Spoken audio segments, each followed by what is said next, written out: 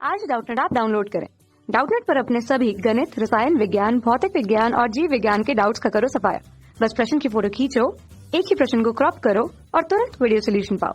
अभी डाउनलोड करें। नमस्कार दोस्तों, हमारा प्रश्न है कि N2 में किस प्रकार का आबंध उपस्थित है। तो दोस्तों हमें यहाँ पर क्या बताना है, हमें बताना है कि N2 अणु में किस तरह का आबंध उपस्थित है, ये हमें इस प्रश्न में पूछा गया है। ठीक है, तो सबसे पहले दोस्तों हम यहाँ पर देख पा रहे हैं कि हमारा जो N2 है वो उसे हम किस नाम से जानते हैं, ये होता है दोस्तों हमारा नाइट्रोजन।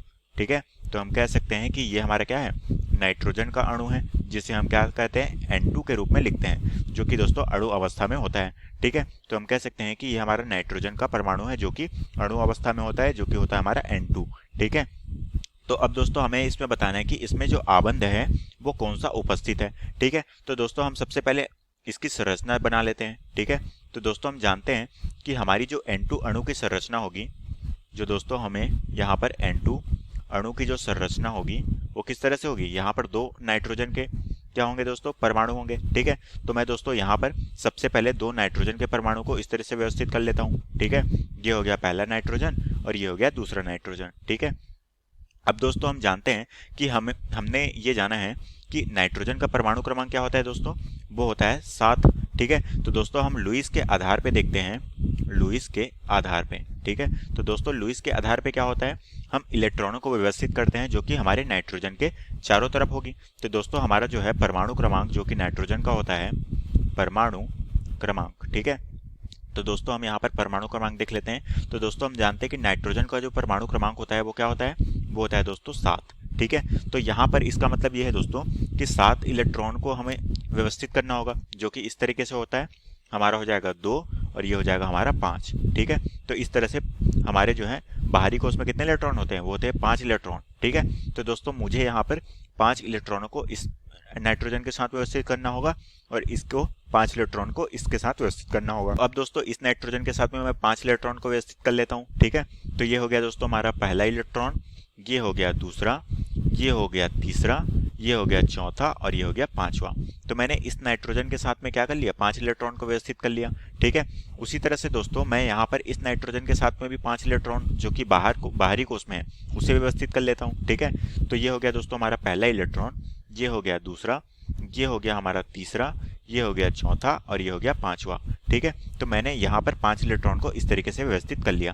अब दोस्तों हम जानते हैं कि हमारा जो अष्टक नियम का सिद्धांत क्या कहता है, अष्टक नियम का जो सिद्धांत है वो ये कहता है कि परमाणु को अपना अष्टक पूरा करने के लिए क्या करने होते हैं, अपनी बाहरी कोश में 8 इलेक्ट्रॉन पूर्ण करने होते हैं। तो हम कह सकते हैं कि इसको क्या है, 8 इलेक्ट्रॉन पूर्ण करने होंगे। ठीक है, तो ये है दोस्तों हमारा अष्टक नियम। ठीक है, तो यहाँ पर हम देख पा रहे हैं कि इलेक्ट्रॉन की संख्या कितनी है, वो है बाहरी कोश में 5 इलेक्ट्रॉन, मतलब कि इसको 3 इलेक्ट्रॉन और चाहिए, जिसके कारण से क्या हो जाएगा, इस नाइट्रोजन का अष्टक पूरा हो जाएगा। ठीक है, तो दोस्तों ये जो नाइट्रोजन है वो क्या करता है कि 3 इलेक्ट्रॉन लेने के लिए, ठीक है, ये क्या करता है, अपने दूसरे नाइट्रोजन के साथ में क्या करता है, सहसंयोजक बंध बनाता है। और दोस्तों ये जो हमारा सहसंयोजक बंध होता है वो इस तरीके से बनता है, ये जो दोस्तों यहाँ पर का एक इलेक्ट्रॉन इस नाइट्रोजन का, वो एक इस नाइट्रोजन के एक इलेक्ट्रॉन से क्या करता है, जोड़ी बना लेता है। ठीक है, तो ये हो गया हमारा एक बंध। ठीक है, उसी तरह से नाइट्रोजन का जो दूसरा इलेक्ट्रॉन है वो नाइट्रोजन के दूसरे इलेक्ट्रॉन के साथ में एक बंध बना लेता है। ठीक है, और उसी तरह से तीसरा जो इलेक्ट्रॉन है वो नाइट्रोजन के तीसरे इलेक्ट्रॉन के साथ में इस तरीके से बंध बना लेते हैं। ठीक है, तो हम कह सकते हैं कि अब हमारा क्या है दोस्तों, अगर मैं इस नाइट्रोजन की बात करूं तो इस नाइट्रोजन का भी क्या हो गया, अष्टक पूरा हो गया। अगर मैं इलेक्ट्रॉनों को गिनूं तो ये हो गया पहला, दूसरा, तीसरा, चौथा, पांचवा, छठवां, सातवां, आठवां, मतलब कि इसके भी बाहरी कोश में क्या हो गए, 8 इलेक्ट्रॉन पूरे हो गए। और दोस्तों अगर मैं इस नाइट्रोजन की बात करूं तो इसके पास क्या हो गए, 1 2 3 4 5 6 7 8, मतलब दोस्तों इसकी भी अगर बात करूं तो इसका भी अष्टक पूरा हो गया।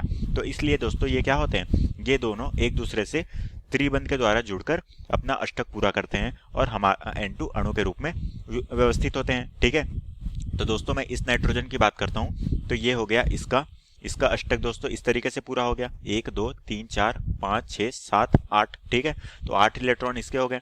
और दोस्तों अगर मैं इसकी बात करूं तो इसका भी अष्टक पूरा हो गया इस नाइट्रोजन का, वो इस तरीके से। ठीक है, तो यहाँ पर इसकी साझेदारी हुई तो इन दोनों के बीच में इस तरीके से इन दोनों का अष्टक पूरा हो जाता है। ठीक है, अब दोस्तों हमें यहाँ पर प्रश्न में क्या पूछा गया था, हमें प्रश्न में पूछा गया था कि इसमें कौन सा आबंध बनता है। ठीक है, तो दोस्तों यहाँ पर जो बन रहा है इसे हम किस नाम से जानते हैं? ये होता है दोस्तों हमारा सहसंयोजक।